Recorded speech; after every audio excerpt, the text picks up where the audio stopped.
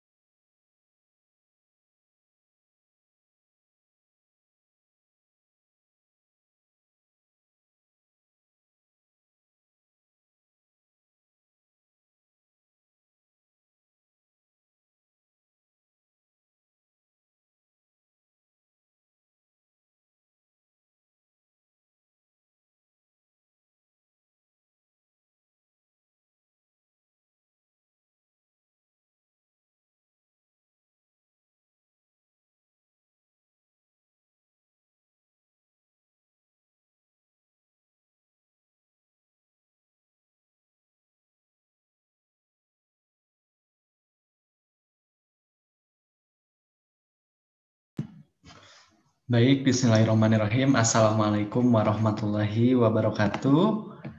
Selamat malam teman-teman semuanya.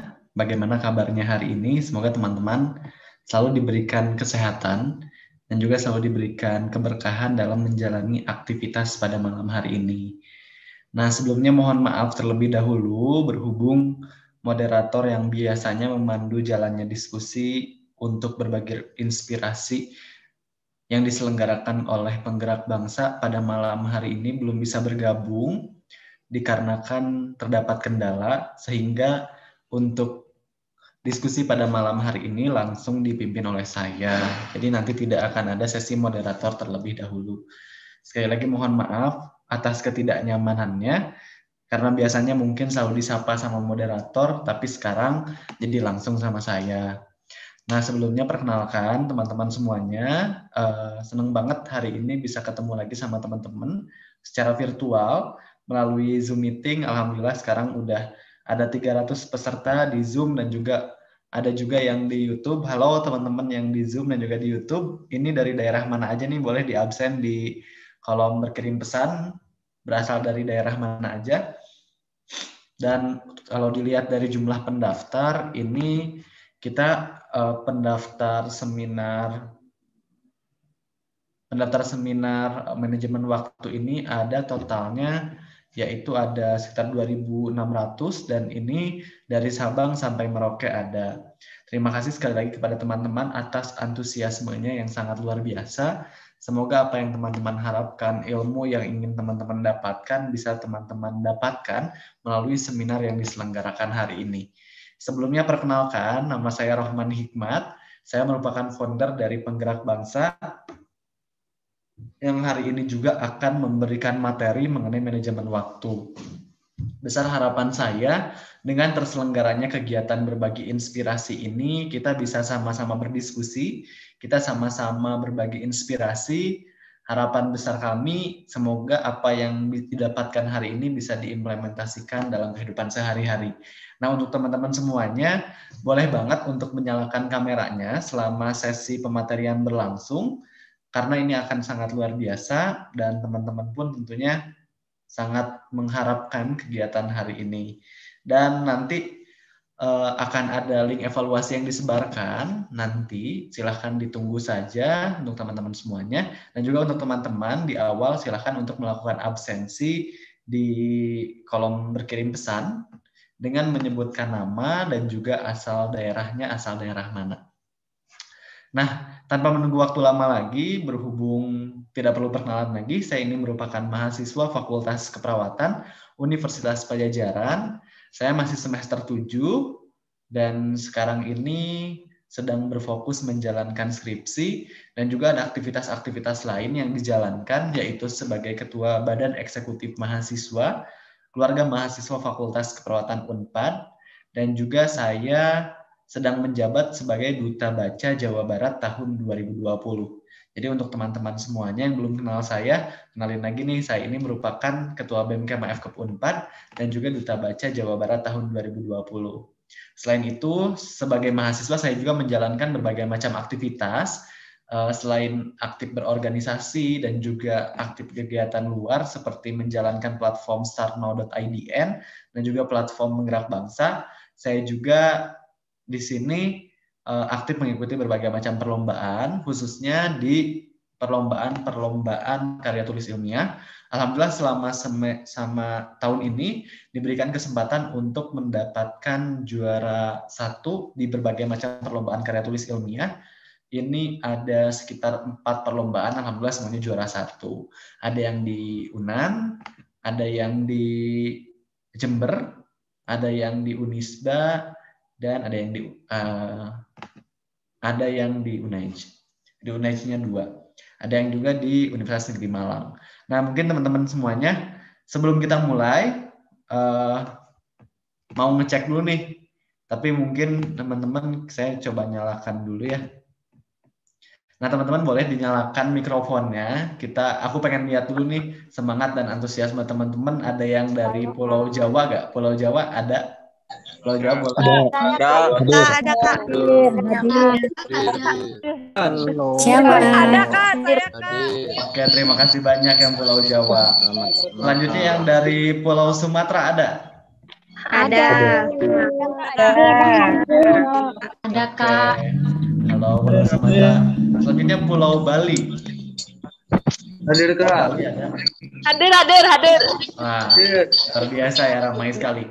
Pulau Sulawesi, NTT, NTB, dan Halo Pak Rohman. Hadir Kak. Siap. Hadir Pak. Hadir Kakak. Nah, selanjutnya Pulau Papua Barat, Irian Jaya ada? Hadir Pak. Ada. Saya Pak. Hadir. Semangat sekali ya teman-teman. Hadir. Oke, tanpa menunggu waktu lama lagi, kita akan segera memulai pematerian pada hari ini.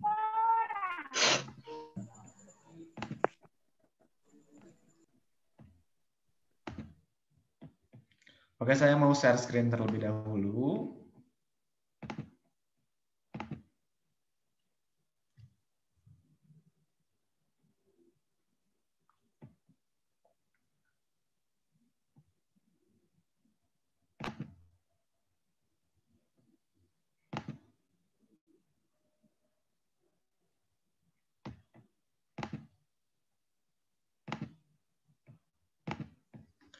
Oke teman-teman semuanya, selamat malam. Mungkin sebelum kita memulai ke pematerian, saya akan menjelaskan terlebih dahulu mengenai platform Penggerak Bangsa ini. Platform Penggerak Bangsa merupakan suatu platform yang digagas oleh mahasiswa-mahasiswi yang ada di Jawa Barat. Ini kita menggagas untuk menciptakan suatu platform di mana platform ini menyajikan pelatihan-pelatihan, seminar secara daring untuk sama-sama membangun bangsa kita, bangsa Indonesia. Dan ini kita sajikan sebagai bentuk aksi sosial kami kepada masyarakat di seluruh Indonesia untuk sama-sama berbagi inspirasi melalui program yang hari ini kita jalankan. Juga ini merupakan program berbagi inspirasi. Harapannya melalui program ini kita bisa membagikan inspirasi seluas-luasnya sampai ke seluruh Indonesia, karena ini sangat luar biasa sekali teman-teman. Melalui media sosial, melalui era teknologi sekarang ini kita bisa menjangkau berbagai macam orang dari Sabang sampai Merauke.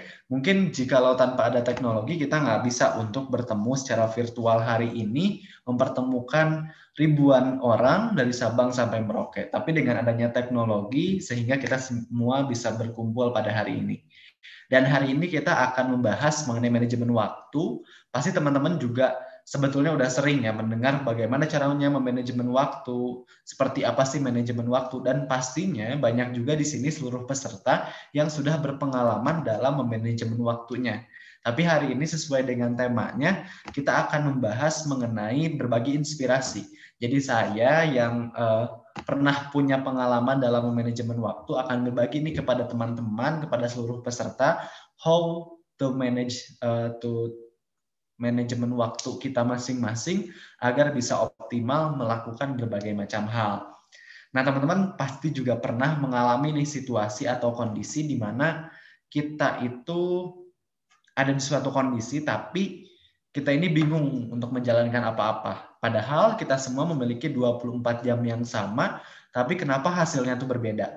Ada misalkan namanya A, terus juga ada yang namanya B, ada yang namanya C. Mereka semua adalah mahasiswa. Dan mahasiswa ini memiliki waktunya sama-sama 24 jam. Tapi kenapa yang satu bisa aktif organisasi, bisa berprestasi, bisa menjalankan berbagai macam hal. Tapi yang satu tidak bisa menjalankan apa-apa, bahkan IPK-nya cenderung jelek dan lain sebagainya.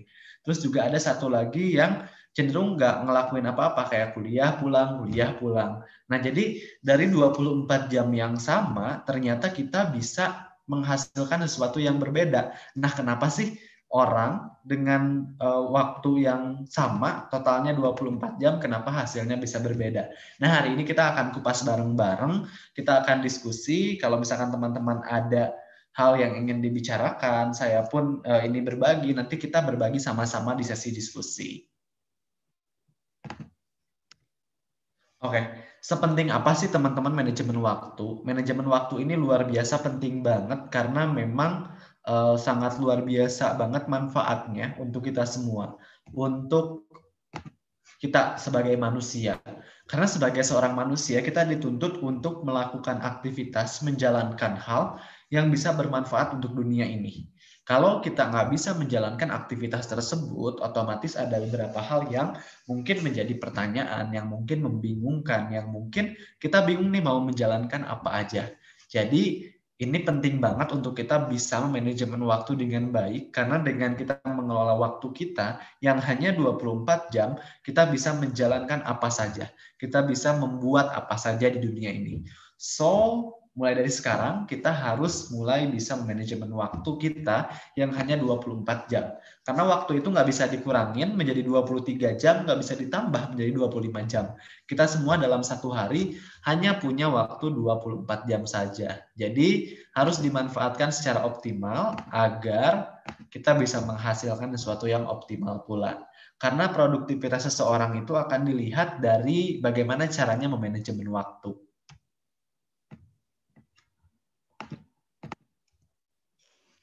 Nah, lalu bagaimana sih cara memanajemen waktu yang baik? Nah, ini pasti ada banyak cara untuk kita memanajemen waktu. Dan setiap individu ini kadang caranya itu berbeda-beda.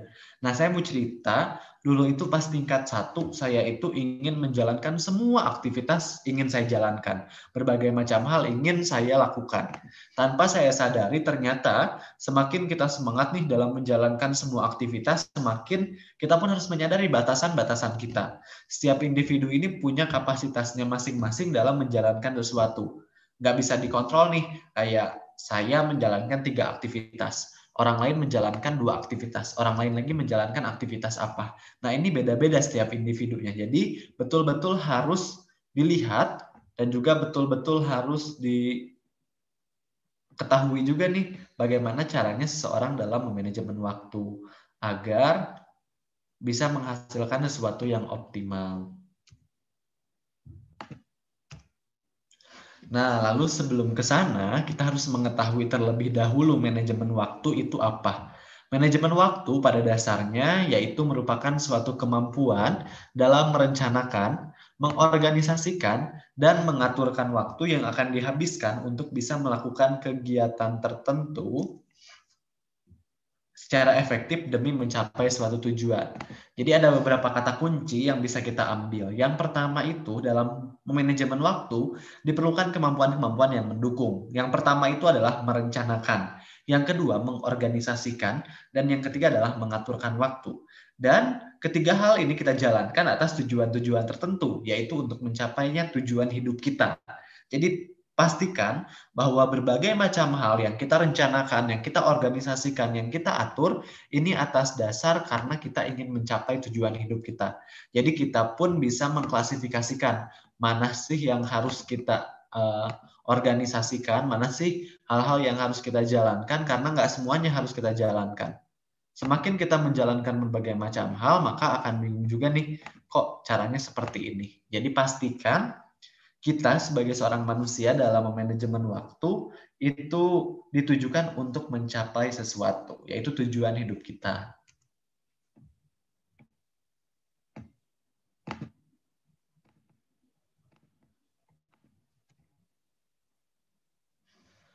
Nah, ada juga nih definisi dari manajemen waktu itu tersendiri, yaitu merupakan bentuk perencanaan, mengorganisir, maaf ya teman-teman semuanya lagi pilek, menggerakkan dan mengawasi terhadap produktivitas waktu.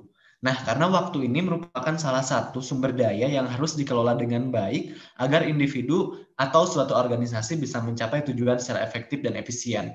Jadi kenapa sih dipentingkan? Karena melalui kemampuan kita manajemen waktu, maka kita bisa mencapai suatu tujuan, baik itu individu maupun organisasi secara efektif dan juga efisien. Nah, manajemen waktu pun pada dasarnya merupakan, ini udah ya teman-teman. Nah, sedangkan menurut Frederick Winslow Taylor, manajemen waktu itu merupakan berbagai proses pencapaian sasaran utama kehidupan sebagai hasil dari menyisihkan kegiatan-kegiatan yang tidak berarti yang sering memakan banyak waktu. Nah, teman-teman, kadang tuh kita ini disibukkan dengan aktivitas-aktivitas yang nggak mendukung pencapaian hidup kita, yang nggak mendukung kita akan menjadi apa, yang nggak mendukung tujuan hidup kita. Jadi kadang kita disibukkan dengan aktivitas-aktivitas yang membingungkan, dengan aktivitas-aktivitas yang sebetulnya nggak begitu penting. Jadi penting sekali untuk kita memahami aktivitas mana saja sih yang penting, aktivitas mana saja yang tidak penting. Karena semakin kita menyadari hal tersebut, semakin kita sadar hal-hal yang harus kita jalankan ini apa saja.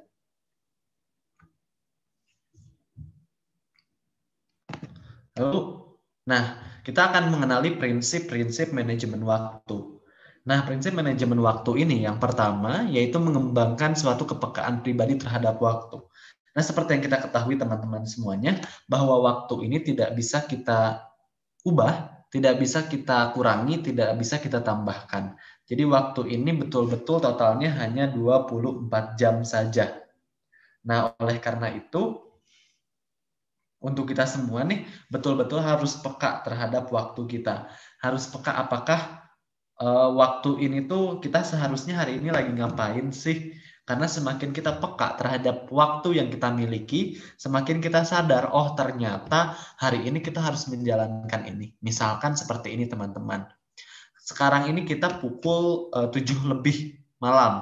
Dan malam ini kita harus menjalankan seminar. Seminar ini kita udah jadwalkan sebelumnya. Dengan kita mendaftarkan diri untuk mengikuti seminar, itu artinya kita memiliki niat untuk mengikuti seminar tersebut. Kalau kita enggak menjadwalkan dan enggak peka terhadap waktu yang kita miliki, maka jam 7 bisa jadi kita lupa jadwalnya. Bahkan kita nggak tahu harus ngapain. Padahal udah jelas-jelas kita harus mengikuti seminar. Jadi pastikan bahwa kita betul-betul peka terhadap waktu yang kita miliki. Lalu yang kedua adalah mengidentifikasi suatu tujuan jangka panjang. Jadi sebelum kita mengelola waktu yang kita miliki, pastikan kita sudah mengetahui tujuan jangka panjang kita ini apa sih. Karena kalau kita nggak mengetahui tujuan jangka panjang kita ini apa, maka kita akan bingung sendiri teman-teman semuanya. Kita akan nggak tahu apa hal yang harus kita lakukan. Jadi pastikan kita sudah tahu terlebih dahulu tujuan jangka panjang hidup kita ini apa, agar kegiatan-kegiatan yang kita lakukan ini betul-betul bisa kita manfaatkan secara optimal. Lalu yang ketiga adalah buat rencana pada jangka menengah dan jangka harian. Seperti yang tadi dikatakan di awal, bahwa tujuan manajemen waktu adalah untuk mencapai tujuan, teman-teman. Jadi kita akan mengelola waktu kita akan menjalankan aktivitas kita atas dasar karena kita ingin mencapai suatu tujuan. Jadi pastikan kita harus membuat terlebih dahulu nih jangka menengah, misalkan 5 tahun ke depan kita mau menjalankan aktivitas apa sih. Nah, dengan kita membuat rencana tersebut, maka kita akan paham pada 5 tahun ke depan kita harus ini. Kita harus menjalankan aktivitas A, B, C, D, dan E. Hal tersebut bertujuan untuk mencapai tujuan jangka panjang dan jangka menengah kita. Lalu yang selanjutnya lagi, ini jangka harian. Nah, teman-teman pun harus menuliskan nih hari pertama. Jadi kita tuh jam 7 harus ngapain, selanjutnya harus ngapain, selanjutnya lagi harus ngapain. Agar kehidupan kita ini terarah. Buat schedule-nya. Hari ini kita akan menjalankan aktivitas apa saja. Jadi jangan sampai kita nggak tahu nih hari ini kita mau ngapain. Karena dengan kita mengetahui hari ini kita mau ngapain aja, jadi struktur hidup kita pun jadi terorganisir. Jadi nggak bingung kayak hari ini tuh kita harusnya ngapain aja. Kadang kalau kita terlalu bingung dengan aktivitas yang akan dijalankan, kita sendiri akan pusing dengan aktivitas-aktivitas tersebut.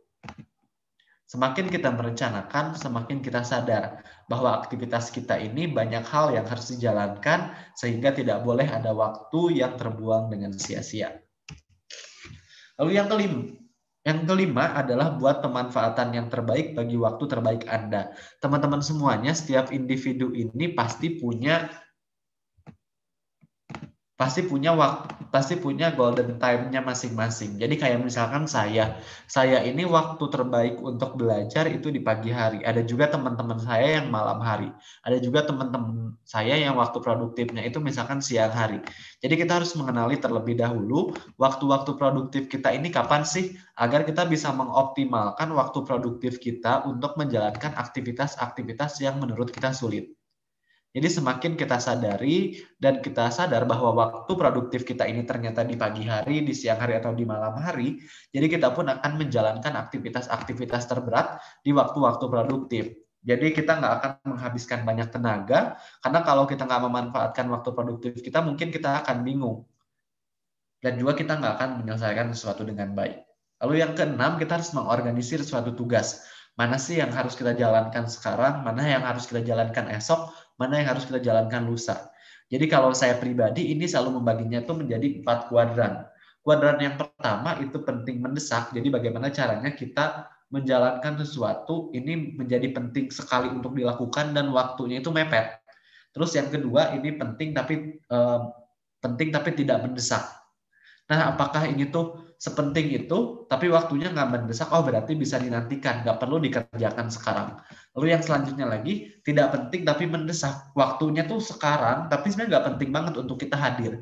Berarti bisa kita delegasikan kepada orang lain. Lalu yang selanjutnya adalah tidak penting dan tidak mendesak. Berarti ketika tidak penting, tidak mendesak, bisa kita, oh ya udah nanti aja kalau waktunya lagi kosong, atau nggak usahlah dieliminasi aja, biar kita nggak usah menjalankan aktivitas tersebut. Lalu yang ketujuh adalah menata suatu rapat. Jadi kita pun harus menata nih kapan kita harus menjalankan rapat ini, kapan kita harus menjalankan rapat ini, karena nggak semua hal yang harus kita jalankan. Jadi penting sekali untuk kita menata rapat-rapat mana yang harus kita kerjakan, rapat-rapat mana yang tidak perlu kita kerjakan.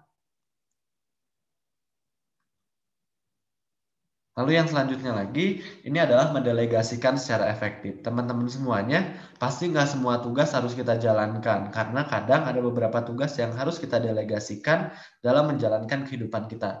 Nah, untuk mengetahui hal tersebut, pastikan teman-teman telah mendelegasikan aktivitas-aktivitas tersebut kepada orang-orang yang dipercaya. Jadi jangan sampai teman-teman mendelegasikan tugas pada orang yang tidak bisa menjalankan tugas tersebut. Nah, itu teman-teman pastikan ya, bahwa aktivitas yang teman-teman jalankan, bahwa aktivitas yang teman-teman lakukan, dan juga apa yang teman-teman delegasikan, ini bisa dipercaya dan juga bisa dilakukan secara efektif. Sebentar. Lalu yang ke-9 ini adalah buatlah suatu komitmen terhadap waktu. Jadi ketika kita sudah membagi tugas, tadi misalkan ada yang penting, ada yang mendesak, ada yang tidak penting, ada yang mendesak, dan lain sebagainya, teman-teman pun sudah membuat jadwal rutinan, hari ini mau ngapain, besok mau ngapain, lalu lusa mau ngapain. Nah, pastikan teman-teman berkomitmen terhadap waktu tersebut. Jangan sampai jadwal yang udah teman-teman buat, teman-teman hianati gitu. Jadi pastikan teman-teman berkomitmen, karena kunci penting dari manajemen waktu itu adalah bagaimana cara kita berkomitmen terhadap waktu kita sendiri. Dan yang ke-10 adalah menjaga kesehatan. Teman-teman semuanya, bagaimana kita akan beraktivitas kalau kondisi tubuh kita aja nggak fit. Jadi pastikan teman-teman sehat agar teman-teman bisa optimal dalam menjalankan hal-hal yang harus teman-teman kerjakan di setiap harinya. Jadi itu teman-teman kuncinya adalah jagalah kesehatan. Nah, ini juga perlu kita kenali teman-teman semuanya, sifat waktu. Nah, sifat waktu ini yang pertama yaitu tidak bisa diulangi. Jadi waktu ini 24 jam kita nggak bisa ngulang. Apa yang sudah terjadi sebelumnya kita nggak bisa ulangi sekarang seperti apa. Dan juga tidak bisa dijalankan sesuai dengan keinginan diri sendiri. Pasti teman-teman yang namanya waktu tidak bisa dijalankan sesuai dengan keinginan sendiri. Kadang tuh kita harus menyesuaikan dengan atasan kita, dengan lingkungan kita. Dan waktu ini berjalan 24 jam, kita nggak bisa berhentiin dulu nih. Kayak misalkan jam 3, kita berhentiin dulu sebentar karena kita capek. Kan nggak bisa ya. Waktu itu berjalan terus-menerus dan waktu ini terus berputar. Jadi pastikan bahwa kita menjalankan sesuatu ini secara optimal. Lalu, dan juga waktu tidak bisa diperlambat ataupun dipercepat, teman-teman semuanya. Nah, jadi pastikan bahwa teman-teman dalam menjalankan aktivitas dan juga dalam mengelola waktu ini harus mengetahui terlebih dahulu sifat waktunya itu seperti apa. Semakin teman-teman menyadari mengenai sifat waktu, maka semakin teman-teman akan sadar, oh ternyata memang waktu ini harus kita kelola dengan baik karena tidak bisa diulangi, tidak bisa dijalankan sesuka hati kita, dan juga tidak bisa diperlambat, apalagi dipercepat. Nggak bisa nih, sekarang kita jam 6 sore karena kita ingin mempercepat waktu, ya udahlah besok pengen jadi besok gitu, pengen jadi lusa, pengen cepet-cepet selesai tahun 2020 kan nggak bisa juga. Jadi teman-teman pastikan mengetahui sifat-sifat waktu. Nah, apa sih kelebihan-kelebihan dengan kita memiliki kemampuan manajemen waktu dengan baik? Nah, yang pertama, itu kita bisa mencapai suatu produktivitas dan efisiensi yang lebih besar. Dengan kita memiliki kemampuan manajemen waktu, sehingga kita ini jadi lebih produktif, teman-teman. Karena memang dengan waktu yang kita miliki 24 jam, itu sudah tertata nih. 4 jam pertama harus ngapain, jam berikutnya harus ngapain, jam berikutnya lagi harus ngapain. Jadi sudah tertata dengan rapi dan juga bisa kita optimalkan. Nah, teman-teman pun harus memastikan bahwa waktu yang teman-teman miliki ini betul-betul dikelola dengan baik agar mencapai produktivitas dan juga mengefisiensikan waktu yang teman-teman miliki. Lalu yang kedua, ini adalah memiliki suatu reputasi profesional yang lebih baik. Teman-teman nih bayangkan nih, misalkan kita menjadi seorang karyawan. Ketika kita menjadi seorang karyawan, karena kita tidak bisa mengelola waktu kita dengan baik, jadi kita akan mengecewakan bos kita atau kita akan mengecewakan klien kita. Jadi dipastikan dengan kita memiliki kemampuan manajemen waktu, kita akan dinilai profesional. Karena seseorang itu akan dilihat bagaimana cara dia datang tepat waktu, bagaimana cara dia hadir dalam suatu rapat, apakah efektif atau tidak. Lalu yang ketiga adalah tekanan atau stres juga akan berkurang. Teman-teman semuanya bayangkan nih, ketika kita nggak bisa memanajemen waktu kita dengan baik, di suatu kondisi banyak tugas yang muncul. Tugas-tugas ini betul-betul numpuk nih di hadapan kita. Nah, ketika seseorang bisa manajemen waktu dengan baik, mereka akan mengelola jam berapa mereka harus mengerjakan tugas A, jam berapa mereka harus mengerjakan tugas B, jam berapa mereka harus melakukan tugas C. Jadi dengan kita mengetahui tugas-tugas mana yang harus kita jalankan, jadi kita akan mengurangi stres kita. Berbeda dengan orang yang nggak bisa manajemen waktu. Bisa jadi karena mereka selalu menumpuk-numpuk tugas dan mereka nggak bisa mengelola waktu yang mereka miliki, bisa jadi tugasnya akan selalu menumpuk dan kita akan bingung akan mengerjakan apa. Jadi stres dan tekanan akan semakin meningkat seiring dengan ketidakbisaan kita mengelola waktu. Dan yang keempat, ini adalah meningkatkan suatu peluang dalam mencapai kesuksesan. Teman-teman semuanya, melalui kemampuan manajemen waktu, seseorang yang sukses ini pasti memiliki kemampuan manajemen waktu yang baik. Karena kenapa teman-teman? Seseorang memiliki kemampuan manajemen waktu yang baik, ini peluang untuk suksesnya lebih besar. Kita pun nih, orang-orang yang memiliki kemampuan manajemen waktu, ini biasanya akan lebih, akan lebih mudah dalam mencapai kesuksesannya. Lalu juga yang selanjutnya, akan memiliki keseimbangan dalam kehidupan sehari-hari teman-teman semuanya. Jadi seseorang yang manajemen waktu akan membagi nih, kapan dia harus menghabiskan waktu untuk dirinya sendiri, kapan dia harus bekerja, kapan dia harus menjalankan aktivitas-aktivitas yang lain. Jadi dengan kita memiliki kemampuan manajemen waktu yang baik, maka kita akan seimbang hidupnya. Mana yang harus kita jalankan sekarang, mana yang lebih untuk membahagiakan, mana yang lebih untuk dijalankan bersama orang lain, mana hal yang bisa membahagiakan diri sendiri. Jadi dengan kita memiliki kemampuan manajemen waktu yang baik, justru ini akan lebih mempermudah kita untuk menjaga keseimbangan kehidupan sehari-hari kita. Jadi nggak berfokus pada pekerjaan aja, nggak berfokus pada diri sendiri aja, tapi kita bisa memfokuskan pada semua hal. Nah, lalu yang selanjutnya, ini kesempatan karir yang jauh lebih baik. Teman-teman semuanya, dengan kita memiliki kemampuan manajemen waktu, maka atasan atau mungkin klien kita ini akan lebih memperhatikan kita. Oh, ternyata dia bagus ya kinerjanya. Bisa jadi nih kita akan dinaikkan levelnya. Bisa jadi akan dinaikkan gajinya. Jadi ini luar biasa sekali teman-teman dampaknya. Lalu mengolah waktu, manajemen waktu dengan baik, maka akan banyak hal yang bisa kita dapatkan. Salah satunya adalah kenaikan karir, bahkan kenaikan gaji. Lalu dampak manajemen waktu yang buruk itu sebenarnya apa sih? Kalau tadi kita udah membahas keuntungan-keuntungan kita melakukan manajemen waktu, lalu sebetulnya dampaknya apa kalau kita buruk dalam manajemen waktu kita? Yang pertama yaitu melewati suatu batas waktu yang ditentukan atau deadliner. Itu typo ya teman-teman, harusnya deadliner bukan deadliners. Nah, teman-teman semuanya melalui manajemen waktu yang baik, kita ini jadi orang yang nggak terbiasa deadliner. Karena kenapa teman-teman? Karena kita udah tahu nih kapan kita harus menjalankan aktivitas ini, kapan kita harus melakukan ini, apa yang harus dikerjakan duluan, apa yang harus dikerjakan belakangan. Jadi kita pun akan mengerjakan tugas sesuai dengan waktunya. Jadi nggak deadliner. Nah, siapa nih buat teman-teman yang sering deadliner? Boleh ditulis di kolom berkirim pesan ya, siapa aja yang deadliner. Terus yang kedua, ini adalah workflow atau juga alur kerja yang kurang efisien. Teman-teman, dengan kita nggak bisa memanajemen waktu kita dengan baik, biasanya nih alur kerja kita jadi kurang efisien. Yang seharusnya bisa kita selesaikan dengan cepat, misalkan nih dalam waktu 1 hari itu harusnya udah selesai. Tapi karena manajemen waktu kita nggak baik, jadi kita banyak distraksi dari luar, sehingga yang harusnya selesai dalam 1 hari, jadi selesainya dalam waktu 3 hari. Ini kan menghabiskan waktu lebih banyak ya, jadi jadinya tidak efisien. Jadi dengan manajemen waktu yang baik justru akan lebih efisien, teman-teman. Lalu yang ketiga itu adalah kualitas kerja yang menjadi buruk, teman-teman semuanya. Bagi orang-orang yang nggak bisa manajemen waktunya dengan baik, bisa jadi nih kualitas kerjanya itu menjadi buruk. Yang biasanya kualitas kerja kita misalkan nilainya A, tapi jadi B, karena kita nggak bisa manajemen waktu kita dengan baik. Biasanya, kenapa sih ini berpengaruh pada kualitas kinerja? Karena kita terlalu menghabiskan waktu pada hal-hal yang nggak menunjang pada kehidupan kita, yang nggak menunjang pada mimpi-mimpi kita. Bisa kita fokus mengerjakan hal-hal yang lain yang tanpa kita sadari itu tidak ada pengaruhnya buat hidup kita. Jadi kualitas kinerja kita pun menjadi kurang baik. Oke.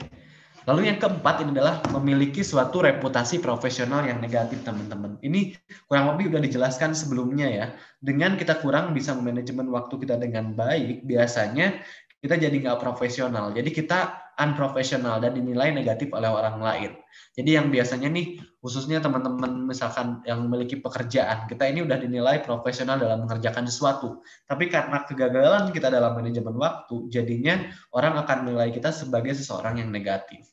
Lalu yang kelima, dampak manajemen waktu yang buruk ini akan meningkatkan stres dan tekanan kerja dalam kehidupan sehari-hari. Karena biasanya tugas akan semakin menumpuk, terus juga tekanan dari luar karena yang menuntut pekerjaan agar segera diselesaikan, jadi semakin banyak. Jadi tekanan akan stres dari eksternal ataupun dari internal akan semakin menumpuk dalam hidup kita, dan ini akan menjadikan kita sebagai seseorang yang stresnya meningkat dan juga tekanannya meningkat.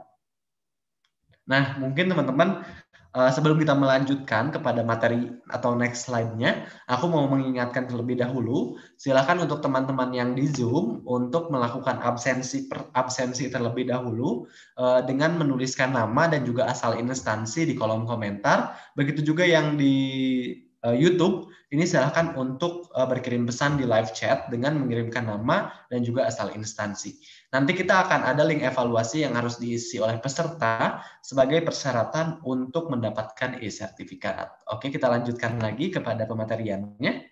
Yang keenam, dampak manajemen waktu yang buruk ini adalah ketidakseimbangan kehidupan yang akan terjadi. Teman-teman, kadang kita terlalu berfokus pada pekerjaan aja, sampai kita lupa untuk membahagiakan diri sendiri.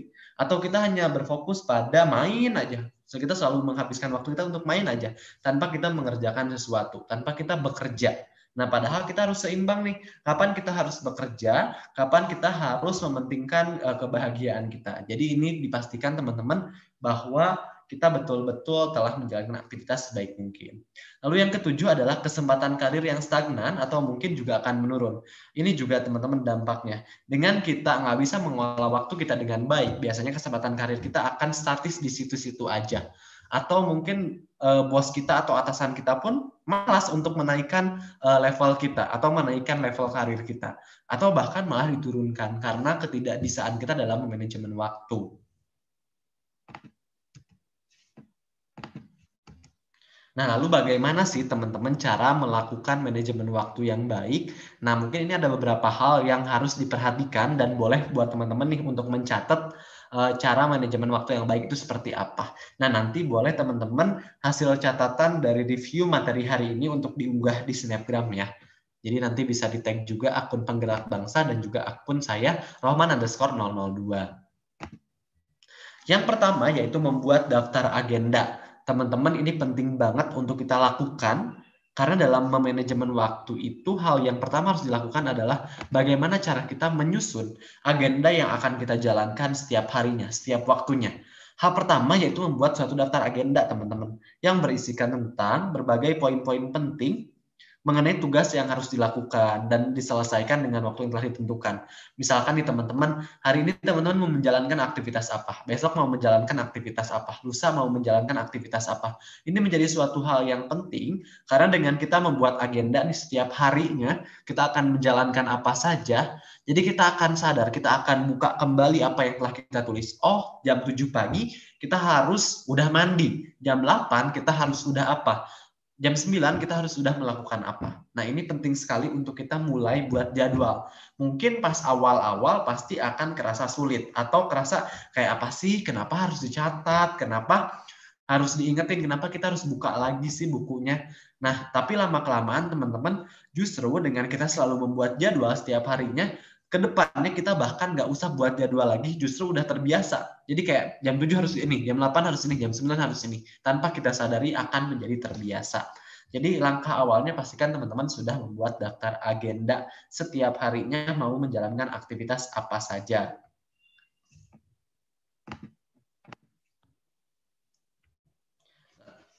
Lalu yang selanjutnya, ini adalah belajar mengenali waktu produktif. Teman-teman semuanya, dalam keseharian kita akan mengenali waktu produktif yang tepat. Dan waktu produktif ini seperti yang telah dijelaskan di awal, ini merupakan waktu di mana kita ini ngerasanya lebih bugar, lebih fit, lebih optimal dalam menjalankan sesuatu. Contohnya saya ini akan optimal dalam mengerjakan sesuatu di pagi hari. Nah, saya udah kenal nih waktu produktif kita ini adalah pagi hari.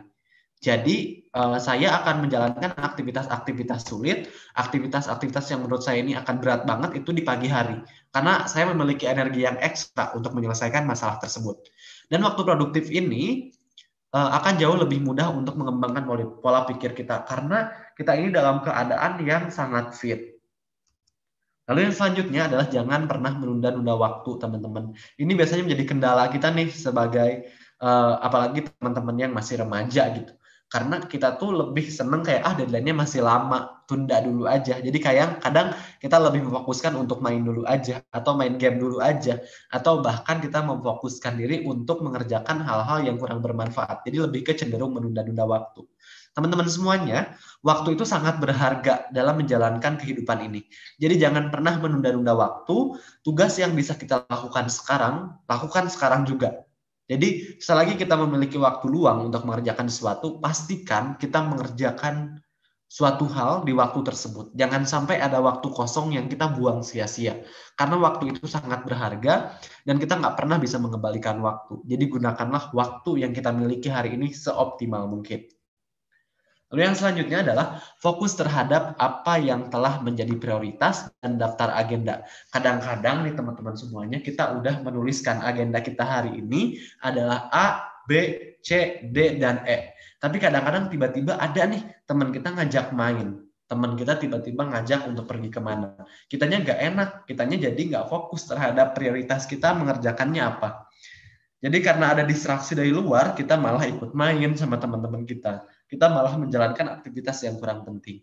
Nah, jika waktu telah terbagi dengan baik, teman-teman, kita sudah menentukan prioritas dan daftar agenda, fokuslah terhadap apa yang menjadi prioritas utama dari daftar agenda tersebut.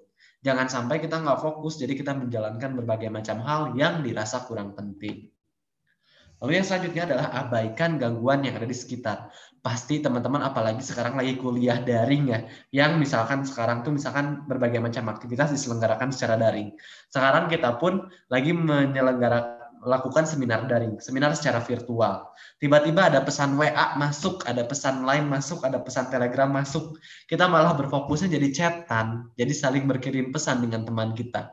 Nah, ini kadang gangguan-gangguan tersebut ternyata bisa mengganggu produktivitas kita dalam kita manajemen waktu. Jadi pastikan kita telah menghindari gangguan-gangguan yang mungkin muncul di sekitar kita ketika kita sedang menjalankan suatu hal.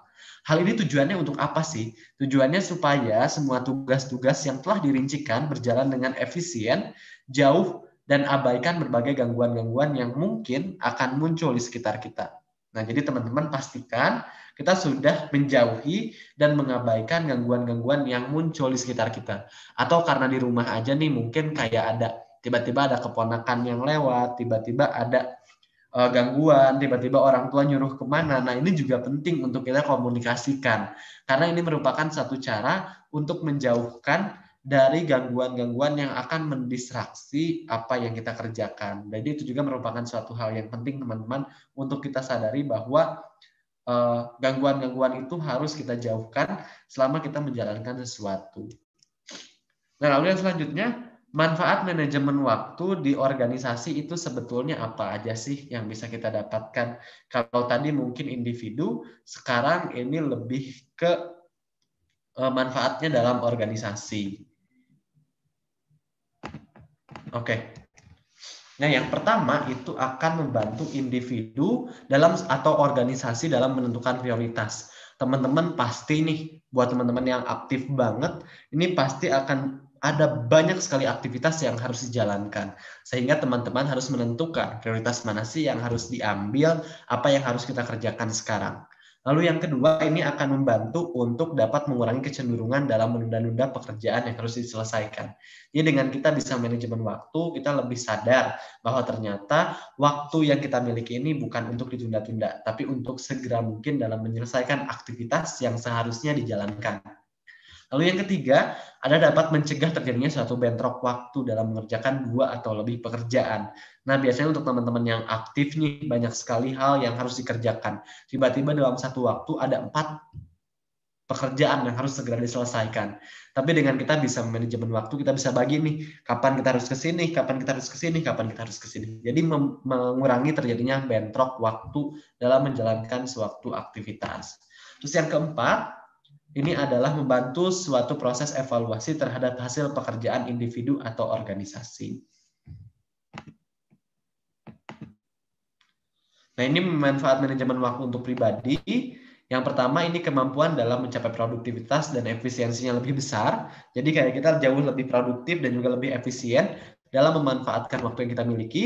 Terus juga yang kedua, memiliki suatu reputasi profesional yang lebih baik. Yang ketiga ini terhindar dari suatu tekanan atau stres yang akan jauh lebih berkurang ketika kita bisa manajemen waktu kita dengan baik. Lalu yang keempat, ini juga tadi saya udah sempat disinggung ya di awal bahwa kita bisa membantu untuk meningkatkan peluang dalam mencapai kesuksesan. Yang kelima ini justru akan lebih memiliki keseimbangan dalam kehidupan pribadi maupun kehidupan karir yang justru akan lebih baik lagi atau bahkan cenderung meningkat nih karirnya. Nah, bagaimana caranya membangun manajemen waktu teman-teman semuanya? Ini juga menjadi suatu hal yang penting untuk kita menyadari bagaimana caranya membangun kebiasaan manajemen waktu. Karena dengan kita mengetahui caranya, ini akan menjadi suatu hal yang efektif dan juga akan bisa kita jalankan secepat mungkin, sekarang juga mungkin esok hari, untuk menjalankan aktivitas-aktivitas agar sesuai dengan waktu yang kita miliki. Yang pertama yaitu to-do list. Ini tuh harus kita membuat perencanaan, menguasai semua rencana yang harus Anda kerjakan, mencakup semua pekerjaan atau tugas saat ini, dan tugas yang harus segera diselesaikan. Jadi mana aja nih, kita list hari ini deadline-nya ini. Kayak misalkan nih teman-teman, kita punya 5 tugas. Nah kalau kita nggak nulis, kita nggak nuliskan dalam catatan kita, maka kita akan cepat lupa nih. Bahkan kita akan cenderung kayak baru ingatnya tuh pas deadline. Jadi pastikan teman-teman sudah melakukan to-do list apa sih yang harus dikerjakan dan deadline-nya itu kapan saja. Lalu yang kedua, don't afraid to say no, teman-teman. Ini juga penting sekali nih untuk kita pahami. Jangan takut untuk menolak atau mengatakan tidak terhadap tugas yang tidak mampu untuk dikerjakan.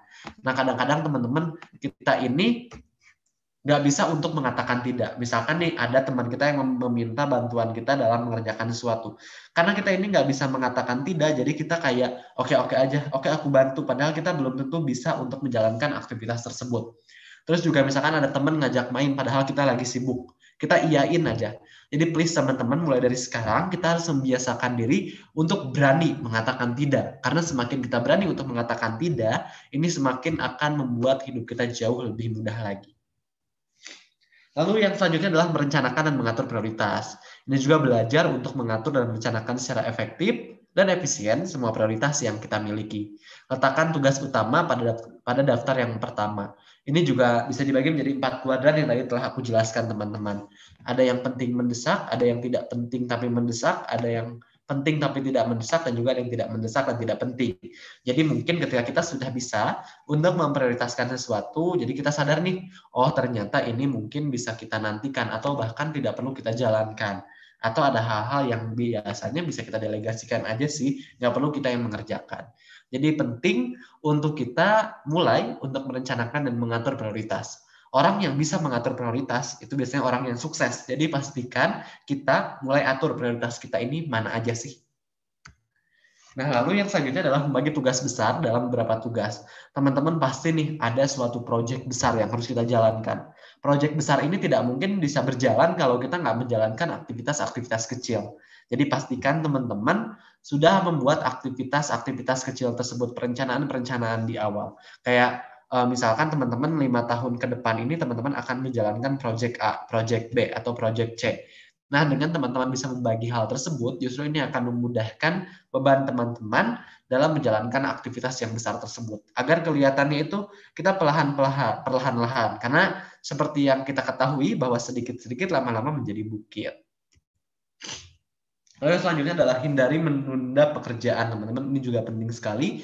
Menunda pekerjaan ini dapat membuat pekerjaan semakin menumpuk dan meningkatkan stres.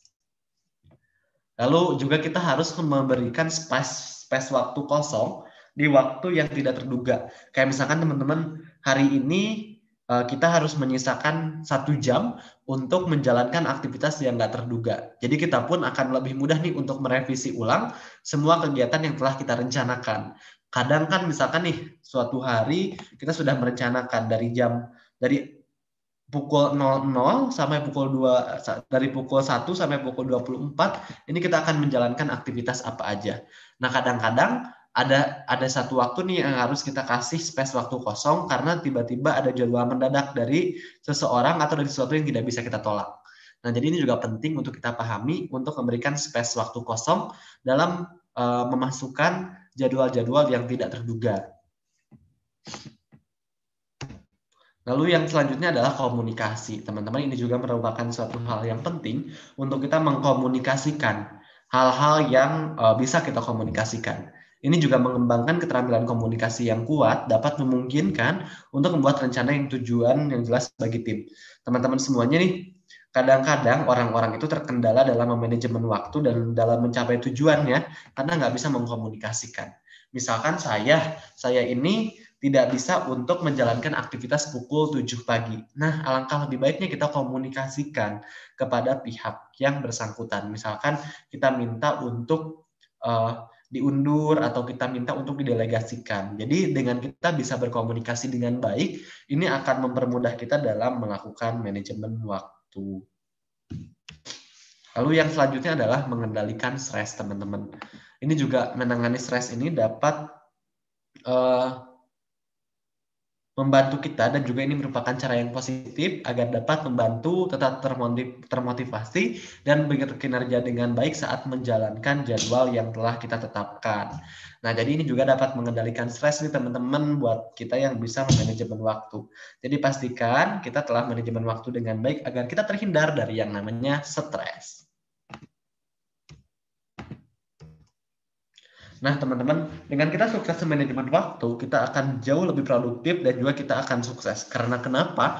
Karena seorang yang manajemen waktu ini akan tahu hal apa yang harus dikerjakan, hal apa yang tidak perlu dikerjakan. Sehingga memiliki tujuan dan arahan yang jelas terhadap pekerjaan yang harus dilakukan.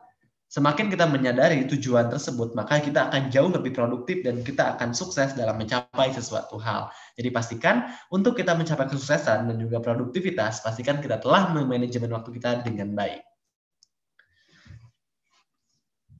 Nah, lalu yang selanjutnya ini juga kesimpulan dari apa yang tadi telah disampaikan dari awal. Ini adalah dalam manajemen waktu. Kita yang pertama harus menentukan target yang jelas dan terprogram.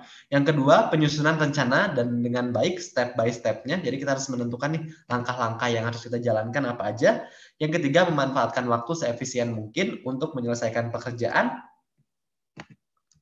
Nah, paling itu aja teman-teman yang bisa aku bagikan hari ini. Terima kasih banyak atas perhatiannya. Luar biasa banget, ada 300 peserta di Zoom dan juga sekitar ada 500 peserta yang ada di YouTube. Keren banget antusiasme teman-teman, ini sangat luar biasa. Terima kasih banyak atas antusiasmenya. Saya percaya bahwa memang dalam menjalankan manajemen waktu ini bukan suatu hal yang mudah dan teori ini nggak semudah untuk dipraktikkan teman-teman. Tapi saya percaya bahwa teman-teman adalah generasi yang memiliki harapan-harapan untuk kita jalankan. Teman-teman adalah orang-orang keren yang bisa memulai untuk memanajemen waktu dengan baik. Dan saya percaya dengan kita berani memulai, dengan kita berani berjuang, dengan kita memiliki harapan, kita akan sukses dalam memanajemen waktu kita.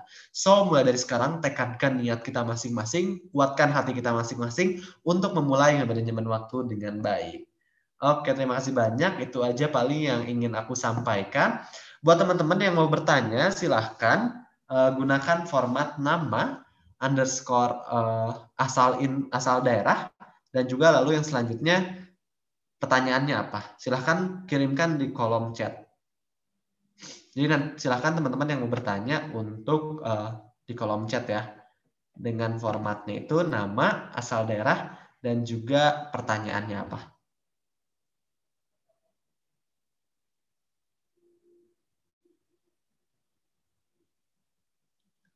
PPT-nya boleh di-share, nanti di-share di grup Telegram-nya teman-teman.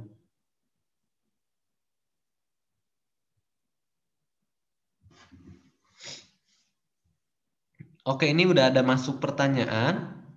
Dari Cahyo, dari Sidoarjo. Halo Kak Cahyo, apakah ketika ada dua kegiatan, kita harus mendahulukan kegiatan yang kita buat janji dahulu, padahal sama-sama pentingnya? Iya teman-teman, kadang kita ini harus berkomitmen terhadap pekerjaan kita. Jadi nih teman-teman semuanya, kalau kita sudah berkomitmen, kayak misalkan kita udah buat janji di awal, kita akan menjalankan aktivitas A. Nah, tiba-tiba ada aktivitas yang muncul lagi di kemudian hari atau di waktu selanjutnya. Nah, kita harus berkomitmen terhadap janji kita. Kita ini sudah janji kepada orang yang pertama. Jadi pastikan kita berkomitmen terhadap apa yang telah kita janjikan sebelumnya. Karena teman-teman, ini berkaitan dengan hubungan kita dengan orang lain. Jadi kalau kita bisa untuk mengendalikan diri kita, untuk tidak tergoda dengan aktivitas-aktivitas yang mungkin datangnya itu belakangan, nah kita dahulukan terlebih dahulu janji yang telah kita laksanakan di awal. Tapi ini juga akan bergantung teman-teman, mana yang lebih penting, yang awal atau yang selanjutnya. Karena kalau misalkan ternyata lebih penting yang awal, berarti kita harus dahulukan yang pertama. Tapi ternyata lebih penting yang kedua, bisa jadi yang pertama ini kita bisa delegasikan kepada orang lain untuk menghadiri atau menjalankan aktivitas tersebut. Jadi ini menyesuaikan seberapa awal kita membuat janji atau membuat suatu kegiatan, lalu yang kedua seberapa penting sih kegiatan tersebut, kayak gitu. Semoga menjawab Kang Cahyo. Boleh kalau ada tanggapan dituliskan di kolom komentar. Kalau yang selanjutnya ini juga udah masuk pertanyaan.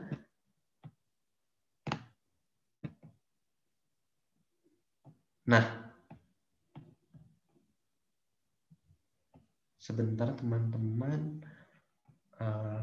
Nah ini dari Alif Sapitri kayaknya, Selvia dari Sevilla dari Universitas 17 Agustus 1945 Surabaya. Halo Kak, Atta dari kota Mojokerto dari Fakultas Psikologi. Prinsip-prinsip manajemen waktu itu kayak gimana? Nah, sebenarnya prinsip manajemen waktu ini sangat simpel teman-teman. Yang pertama itu komitmen. Bagaimana cara kita berkomitmen terhadap apa yang telah kita tulis, terhadap apa yang telah kita jalankan. Jadi penting sekali untuk kita berkomitmen terhadap sesuatu hal, terhadap manajemen waktu itu tersendiri. Jadi pastikan kita sudah berkomitmen terhadap apa yang kita tulis, terhadap apa yang ingin kita lakukan. Semakin kita berkomitmen, maka ini akan semakin mempermudah kita dalam melakukan manajemen waktu. Jadi pastikan kita sudah berkomitmen terlebih dahulu nih terhadap diri kita sendiri untuk melakukan manajemen waktu sebaik mungkin. Nah, itu sih prinsipnya kalau kata saya pribadi, prinsip manajemen waktu adalah kita komitmen terhadap 24 jam yang kita miliki. Kalau kita nggak bisa berkomitmen, maka percayalah pasti akan sulit banget buat manajemen waktu. Nah, kita udah tulis nih kegiatannya, kayak misalkan selama seharian full ini 24 jam kita mau ngapain aja sih. Nah, kadang kalau kita nggak berkomitmen terhadap waktu tersebut, kita akan bingung teman-teman. Kita mau ngapain aja sih, selanjutnya kita mau ngapain. Nah, jangan sampai kita kebingungan karena kita nggak bisa berkomitmen.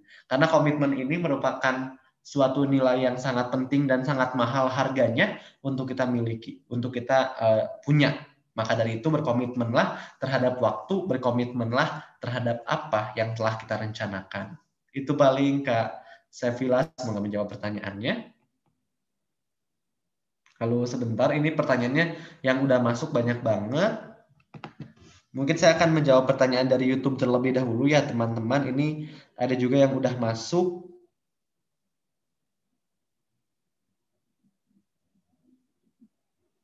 Nah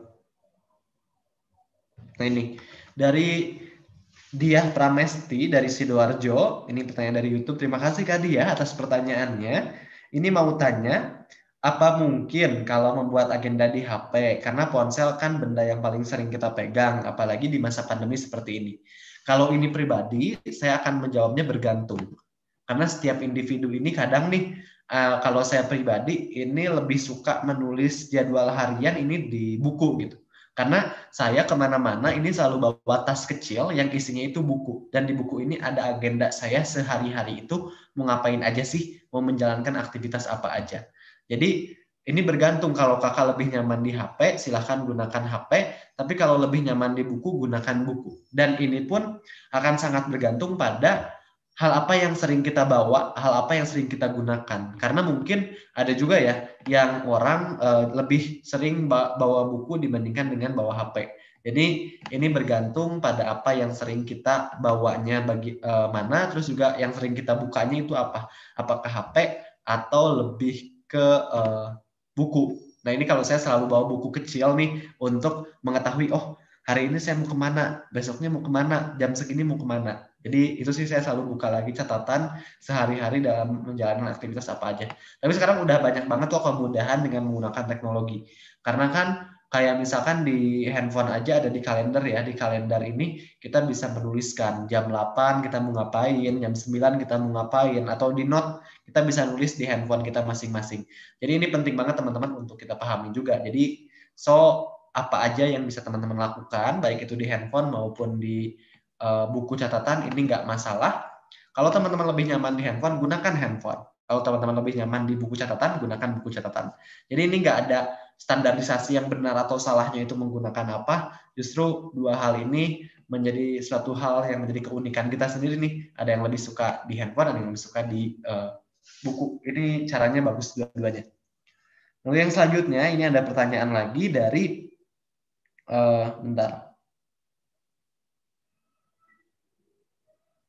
Ini teman-teman, dari Indri Lukitasari. Terima kasih Kak Indri atas pertanyaannya. Ini dari Jember.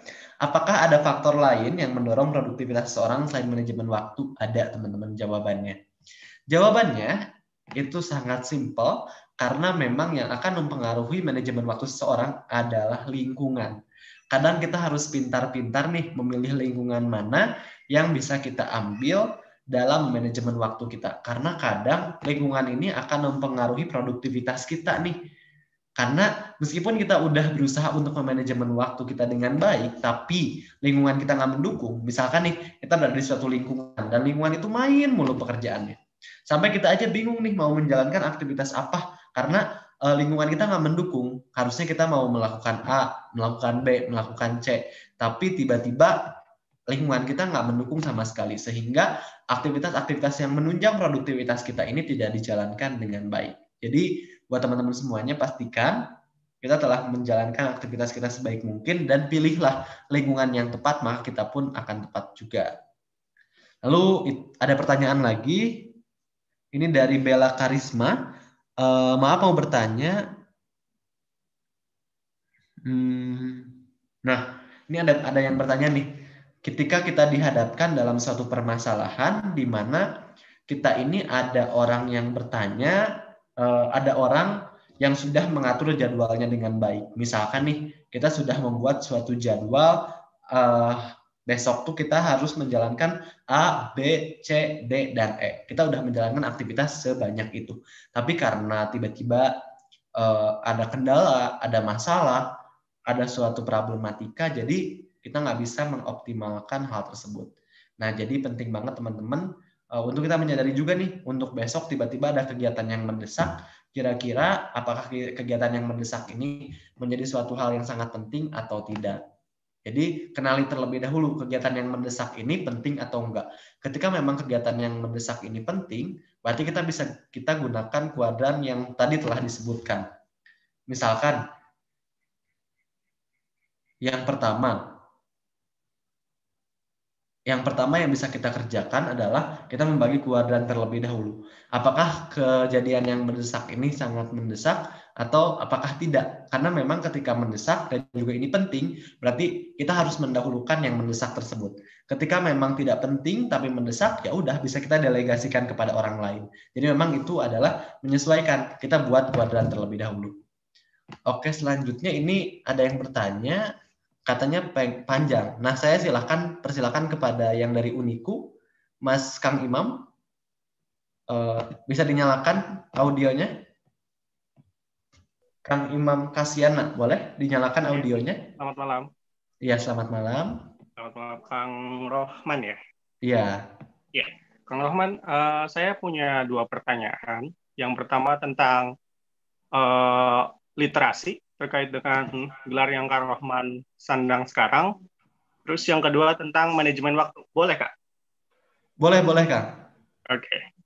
Kebetulan saya kerja di perusahaan penerbitan, Kak. Oh iya, Kang. Ya, saya bekerja di perusahaan penerbitan berkantor di Bandung. Ini kan saya baru tahu bahwasannya ada duta apa tadi tuh? Duta Duta baca, baca. Kang. Iya, duta baca ya kayak. Iya. Itu sebagai duta baca gitu loh. Sudah pernah ada gerakan-gerakan nggak, Kak, terkait dengan apa? Cheating risik cheating gitu, Kak. Ya, atau resiko kecurangan dalam misalkan pembelian buku-buku apa? Bukan buku-buku originalnya tuh, Kak. Oh iya, iya. Iya, sudah ada gerakan belum dari duta baca gitu loh untuk mempublikasikan bahwasanya untuk pembelian buku-buku yang tidak yang bukan buku originalnya gitu loh, itu sangat merugikan sekali untuk penerbit dan penulis gitu loh.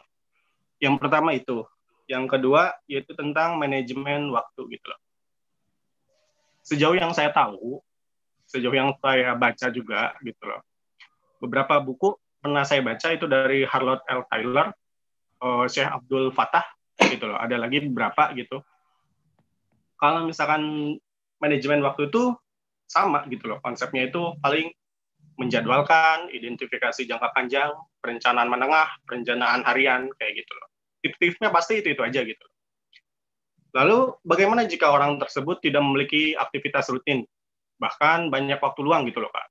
Contohnya saya gitu loh. Dalam pekerjaan saya sangat fleksibel sekali gitu loh. Bahkan dalam 1 minggu saya itu ke kantor itu cuma 2 kali, dan itu pun setiap ke kantor cuma 3 jam gitu.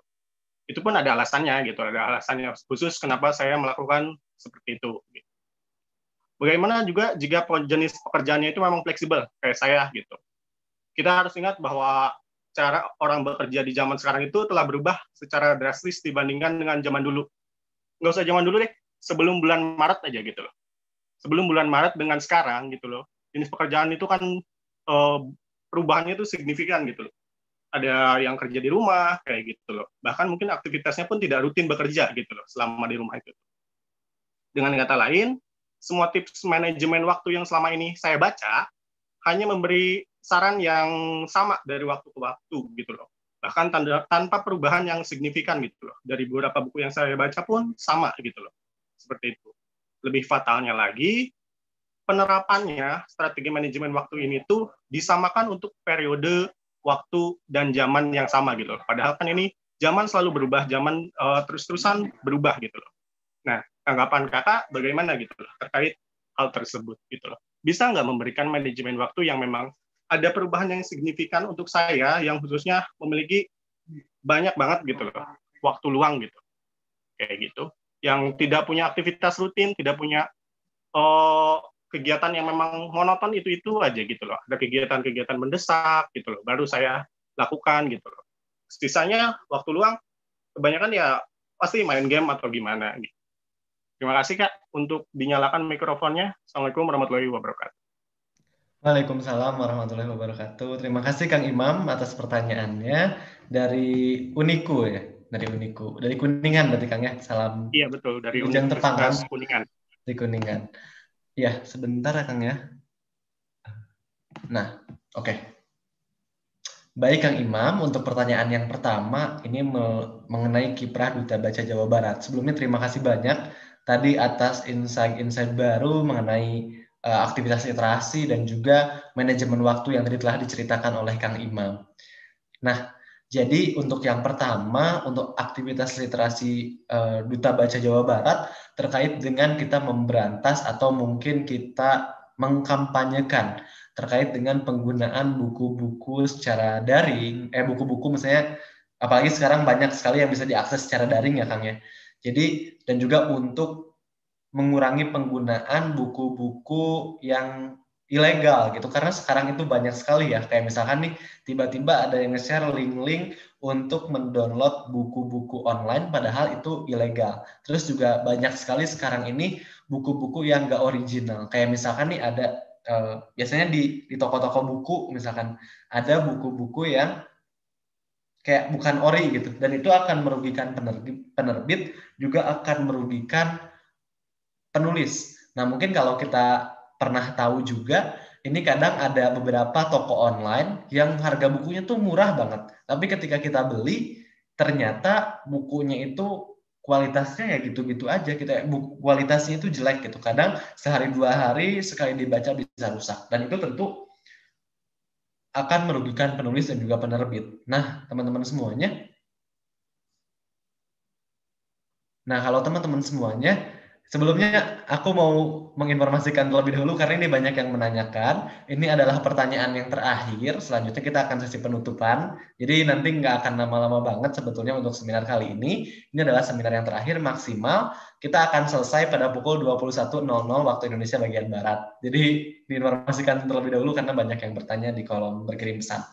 Nah, sebenarnya kiprah Duta Baca dalam mengkampanyekan hal tersebut untuk sekarang ini sebetulnya masih banyak hal yang mungkin perlu kita perbaiki lagi nih khususnya untuk Duta Baca Jawa Barat. Karena sekarang ini lebih ke di internal saja untuk mengkampanyekan hal tersebut. Seperti kita untuk membudayakan menggunakan buku-buku original, beli dari penerbit, terus juga kita tidak menggunakan buku-buku yang apa itu namanya? Yang bajakan gitu dan lain sebagainya. Kita pun diajarkan bagaimana cara kita untuk menghargai penerbit dan juga kita harus menghargai penulis. Karena kebetulan Duta Baca Jawa Barat juga banyak penulis-penulis yang telah menerbitkan buku. Jadi kita juga sharing gimana caranya kita itu untuk menghargai penulis yang telah menulis bukunya.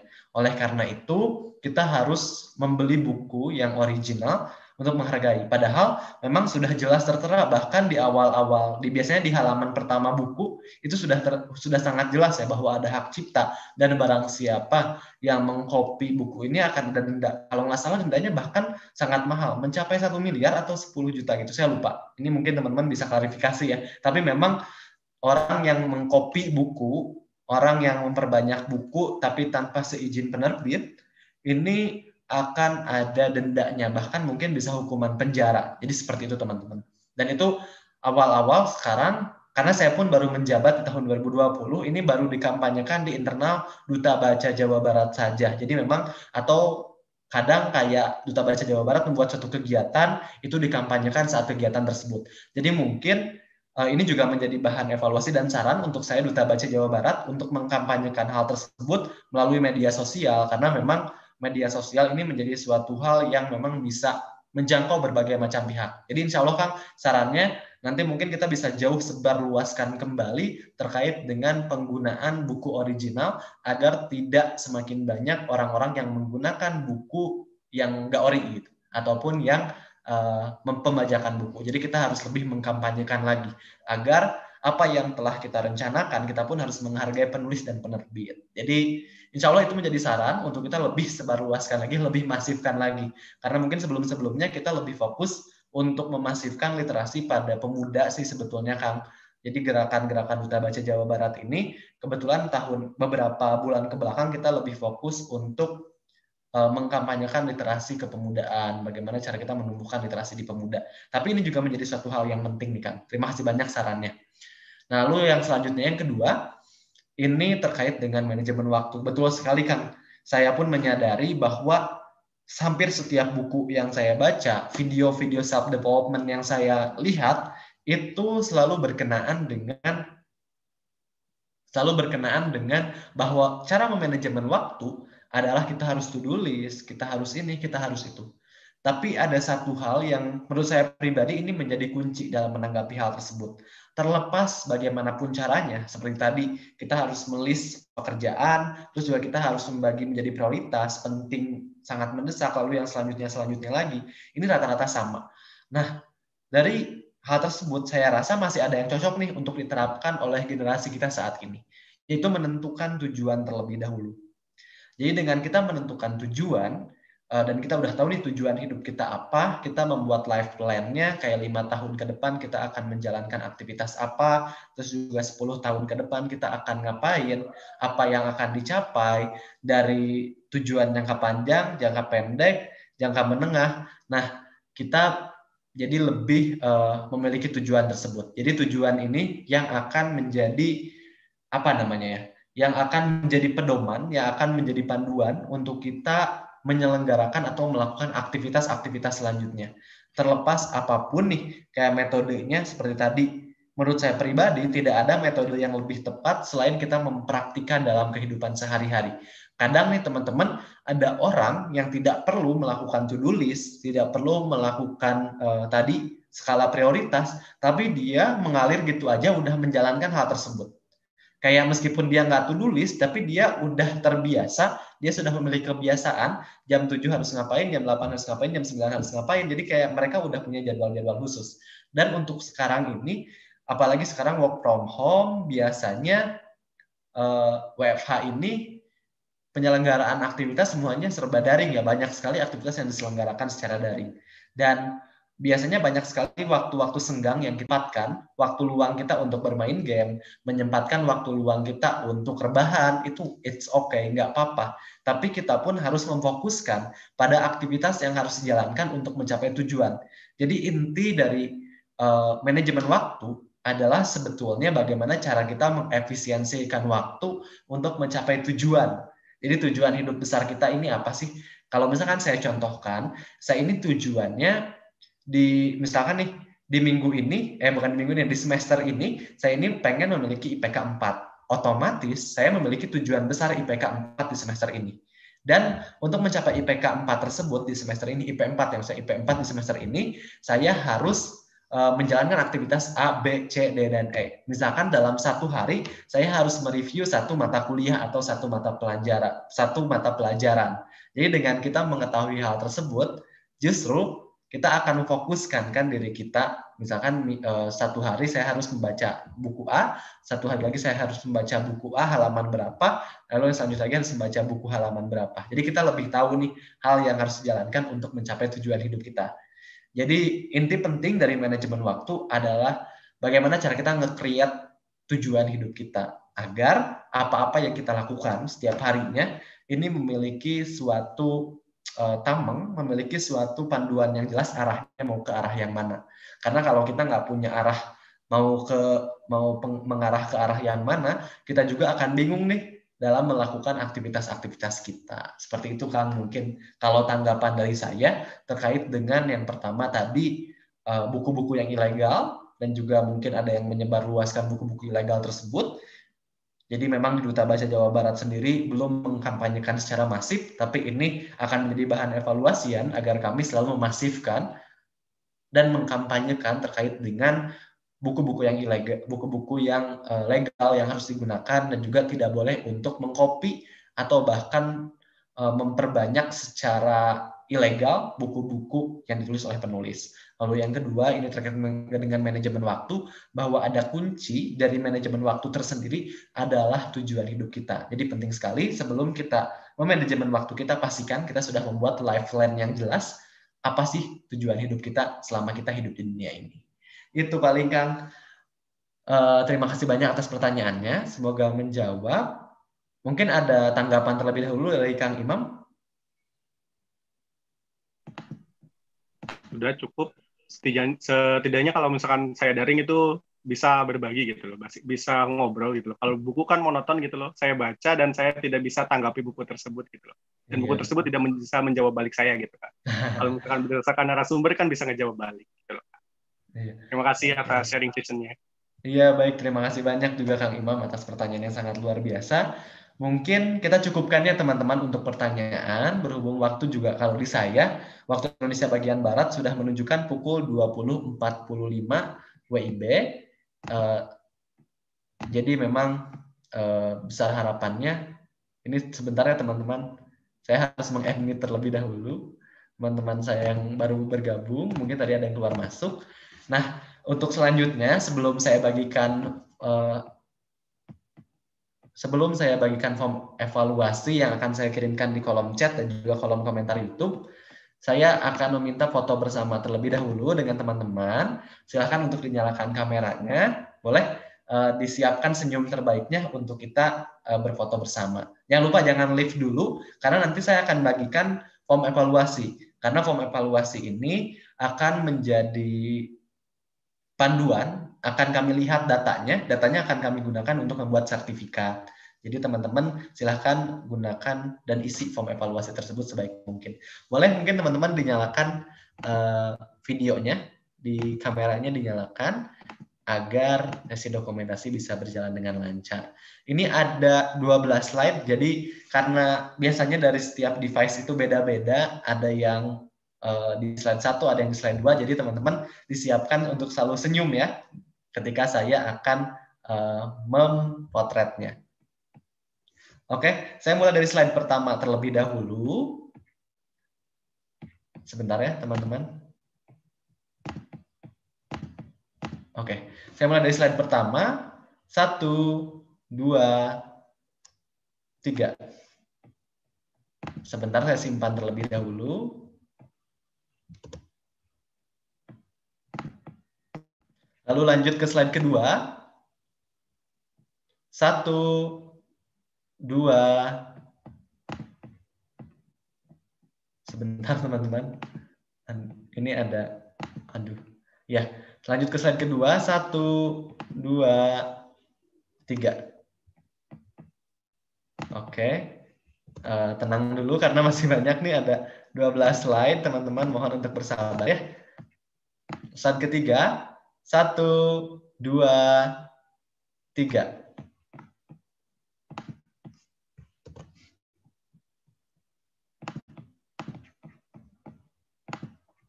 Slide keempat, 1, 2, 3.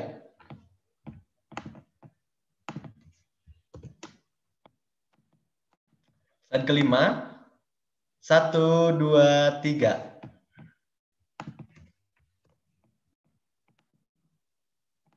Slide keenam, 1, 2, 3.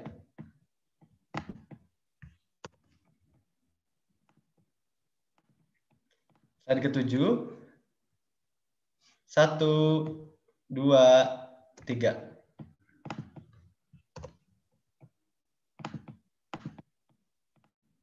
Slide ke-8, 1, 2, 3.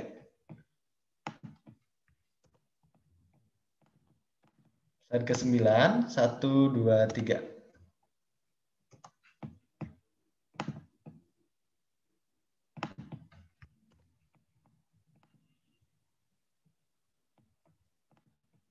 Slide ke-10, 1, 2, 3.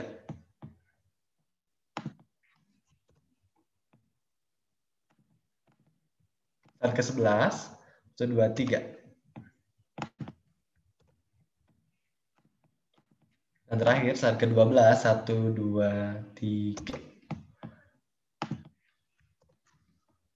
Oke, baik. Terima kasih banyak teman-teman atas perhatiannya. Jangan lupa untuk isi link evaluasi. Ini saya akan ketik terlebih dahulu. Mohon bersabar ya.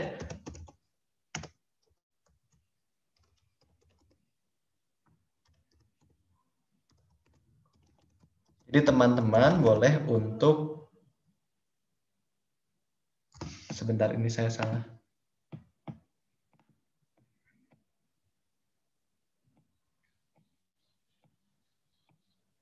Jadi teman-teman mungkin ini masih ada terkendala pengetikan. Silahkan untuk mengisi form evaluasi di bit.ly form evaluasi manajemen waktu.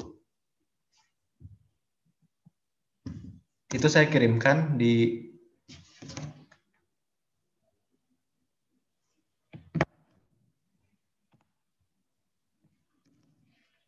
sudah terkirim. Jadi teman-teman mungkin boleh jangan sampai tertumpuk ya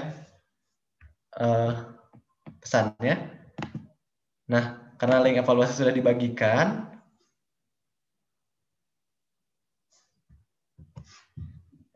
marilah kita tutup kegiatan hari ini dengan bacaan hamdalah bersama-sama. Alhamdulillahirrahmanirrahim. Dan bersyukur kepada Tuhan karena kita masih diberi kesempatan untuk bertemu secara virtual. Terima kasih banyak. Sekali lagi saya mohon maaf apabila terdapat banyak kesalahan. Wassalamualaikum warahmatullahi wabarakatuh. Tetap semangat teman-teman.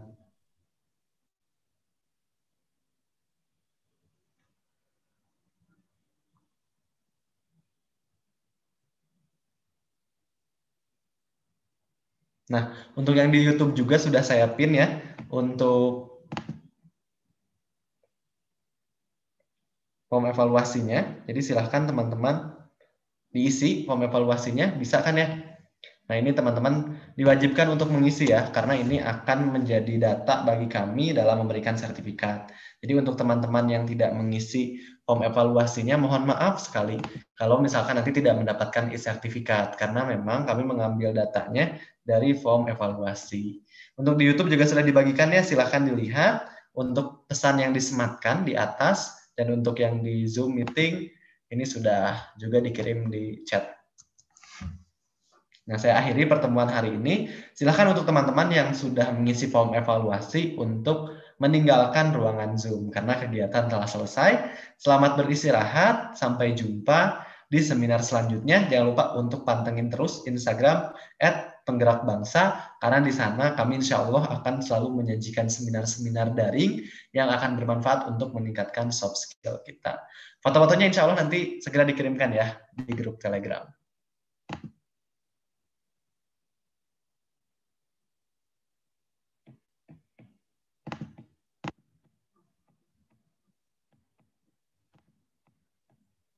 Oke, silahkan buat teman-teman untuk leave dari Zoom-nya.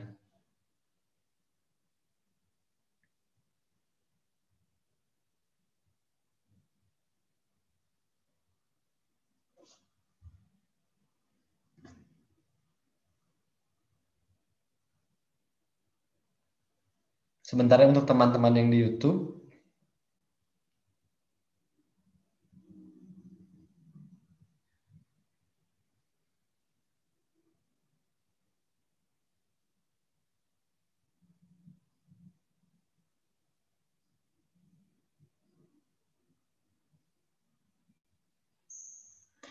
Untuk yang di YouTube, dilihat ya, form absensinya itu pada pesan yang disematkan di live chat.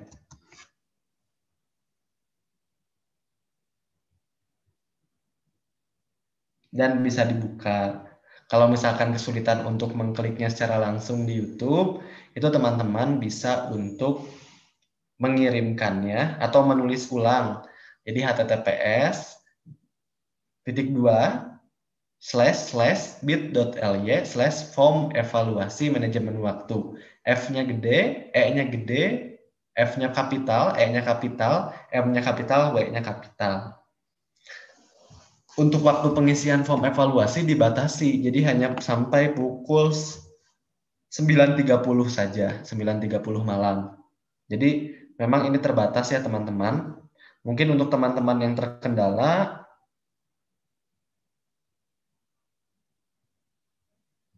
bisa diulangi kembali teman-teman, karena mungkin masih ada yang error gitu.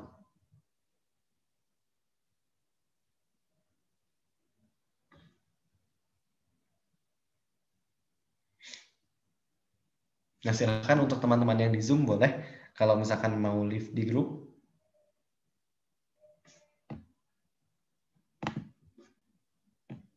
Jadi untuk pemberian sertifikatnya akan dibagikan di grup Telegram. Jadi teman-teman pastikan untuk stay terus ya di grup Telegramnya.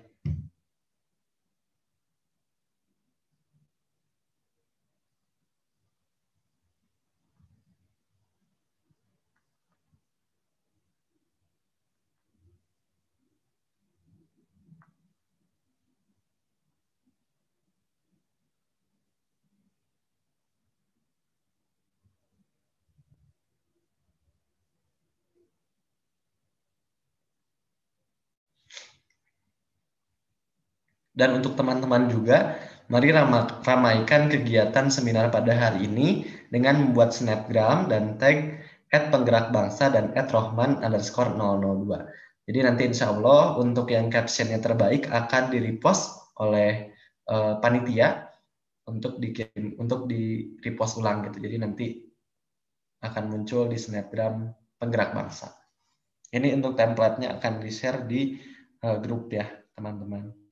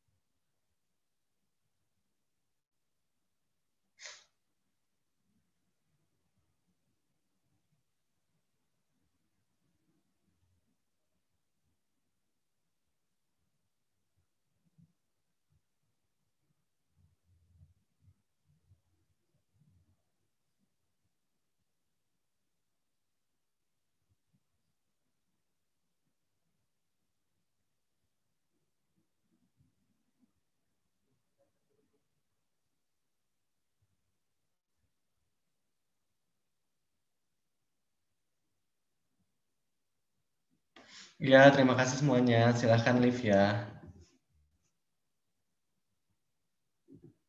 Dan jangan lupa untuk buat Instastory menggunakan template yang sudah dikirim di grup. Untuk pengiriman e-sertifikatnya, seperti yang telah ditulis ya setelah teman-teman mengisi form evaluasi, akan dikirimkan pada tanggal 9 Desember tahun 2020. Jadi ini akan dikirimkan maksimal pada pukul 23.59 waktu Indonesia bagian Barat.